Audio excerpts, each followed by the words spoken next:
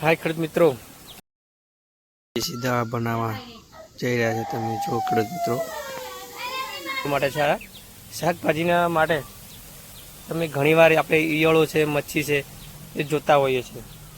ગમે તેટલી આપણે એગ્રો ઉપરથી દવા લાવીએ પણ એ કામ કરતી નથી. ઘણીવાર એગ્રો ઉપર અલગ અલગ દવાઓ આપણે પકડાવતા હોય છે, પણ આજે આપણે પોતાને જ એગ્રો બનાવીને આપણે પોતાનું જ દવાનું બનાવીએ તો એનું રિઝલ્ટ જોયું હતું અમે કે કઈ રીતે. પણ પોતાની એગ્રો એટલે કહેવાનો મતલબ કે તમને જણાવું કે દેશી દવા. તો દેશી દવાની અંદર આપણે શું શું વાપર્યું હતું તો તમને જણાવું તો આપણે ગળો વાપર્યો હતો. એને અમુક લોકો ગામડાની અંદર અલગ અલગ ભાષામાં બોલાતું એટલે તમને ગીલો લોકો કહેતા હોય છે ઘણા. લીમડા ઉપર સડેલો ગળો એકદમ શ્રેષ્ઠ હોય છે.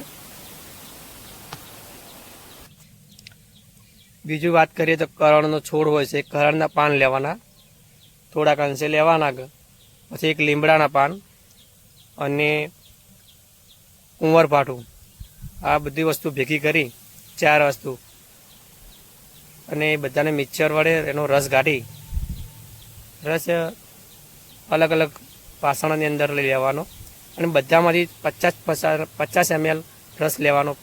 એ 15 લીટર પંપની અંદર નાખી અને એનો છંટકાવ કરજો.